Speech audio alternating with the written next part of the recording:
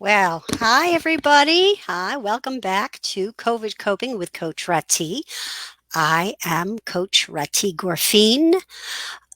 I am a certified creativity, ADHD, and career coach who specializes in helping you focus so that you can grab the focus of others by following through, getting things done, and getting that way you can be seen and make more money. Bottom line, that's the good stuff. That's what it's about.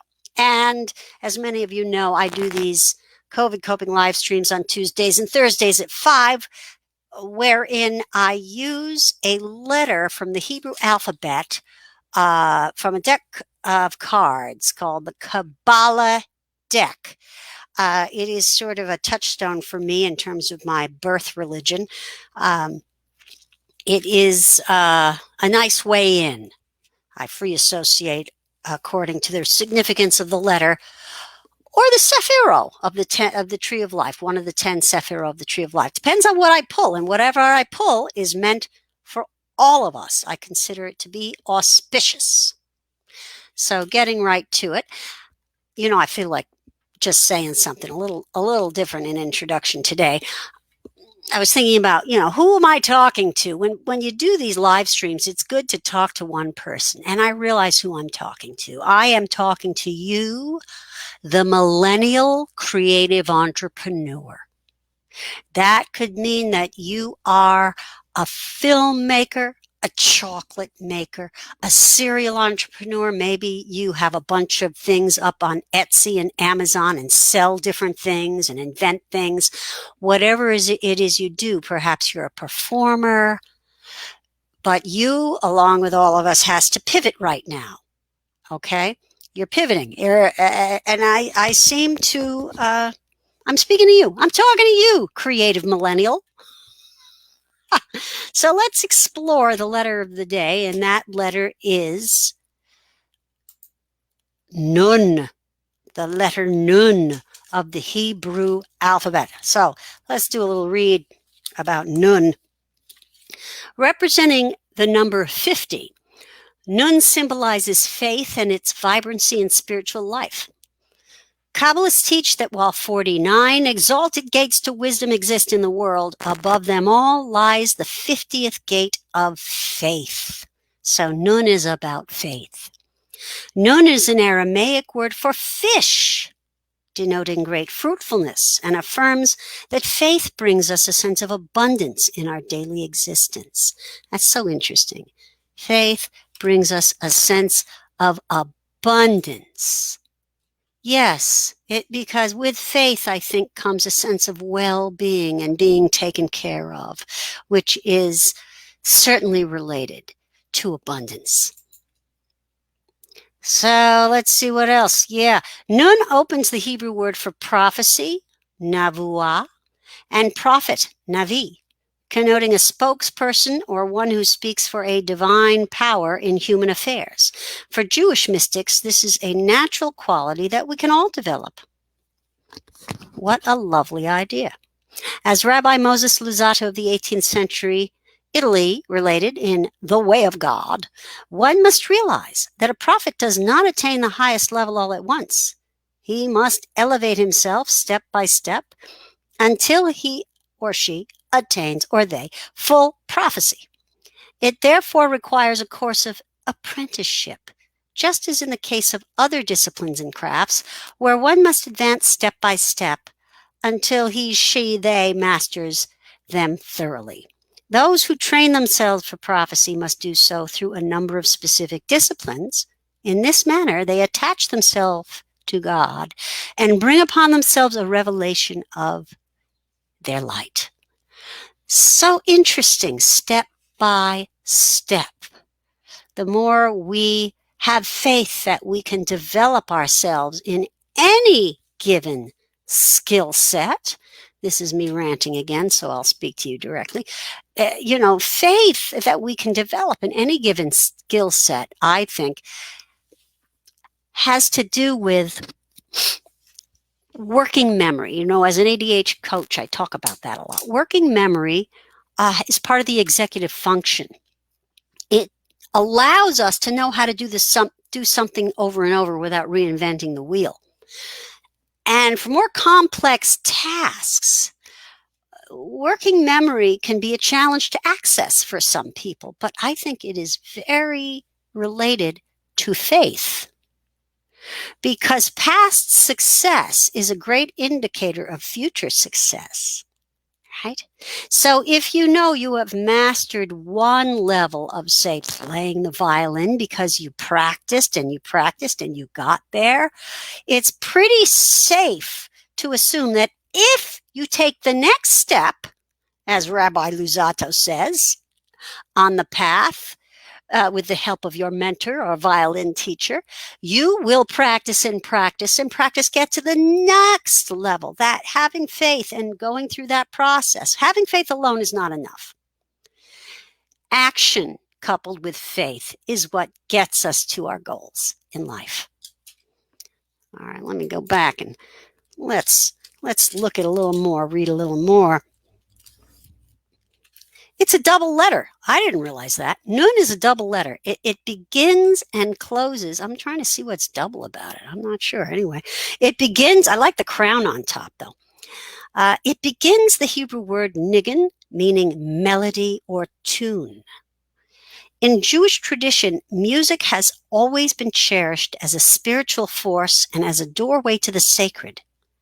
In early Hasidism, wordless music became a key method for helping people to attain a loftier spiritual awareness.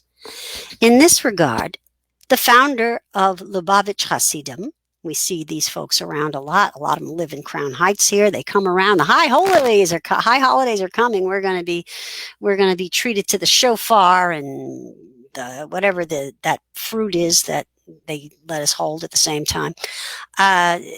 Music has the power to elevate us to prophetic inspiration. With song, we can open the gates of heaven. And the thing is, it's good when it's a song without words, because a song without words, also known as a chant, and that's what a nigun is. It's a song without words. I guess some chants do have words, so that differentiates it. It can be repeated endlessly. It doesn't end with the text's conclusion, which is what happens with a song. We can repeat it, and music affects us on a cellular level. This is why I believe with song we can open the gates of heaven. So, how to use this letter? To amplify your faith, meditate upon the letter Nun. Doing so will help you overcome negative feelings like doubt and cynicism, because it will put you in touch with your faith.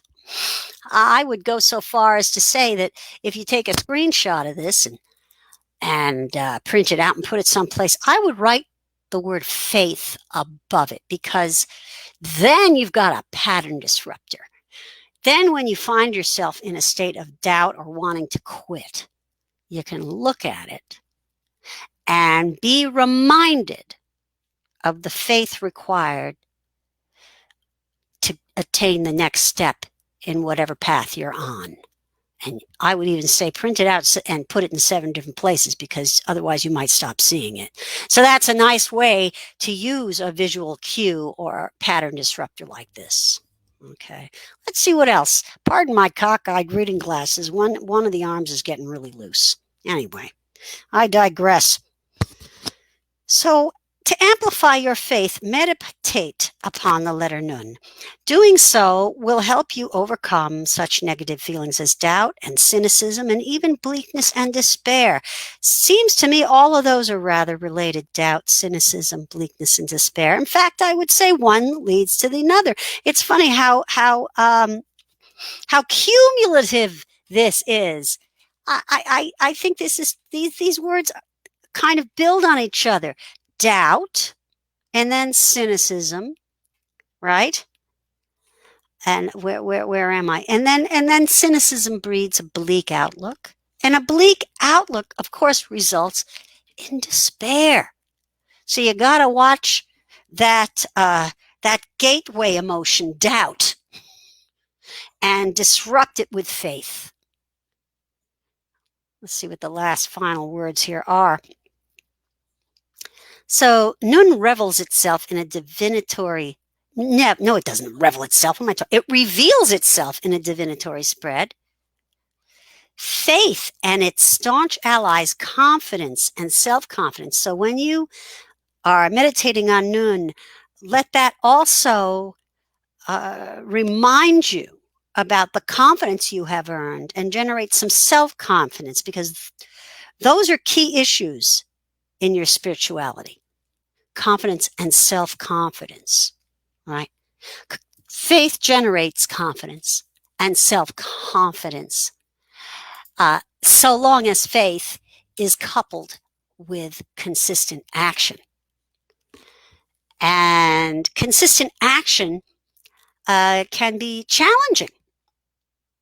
It can be helpful not to go at it alone, because when we are isolated and in the darkness of our own mind, it is easy to fall prey to doubt and cynicism and consequently bleakness and despair. Whereas if you have to come out of your shell every so often and work with a coach, for instance, it can keep you on the path towards your goals and help you maintain your faith in yourself. And to that end, I have a little call to action this week. I am finally launching my group program, The Passion to Profit Pivot, on October 6th. So I have a little free sample I'm willing to give out. It's an exercise that allows you to access your working memory, and it's called That Magic Moment, just like the song, That Magic Moment. If you'd like to play, go to my website, creativecallingcoaching.com, and fill out the contact form. Just send me a message, get in touch, and request a link to that free sample lesson to see whether this 3-month group might be just enough to help you generate some faith and consistency on your path to whatever it is you, the millennial creative, wish to create in this time of COVID. So I hope you've enjoyed this conversation. Well, it's more like a monologue, but I see someone's watching, so it's almost a conversation. Feel free to share. Feel free to comment after the fact. And I'll see you again on, Tuesday at 5 p.m. Have a great weekend, everybody. Bye-bye.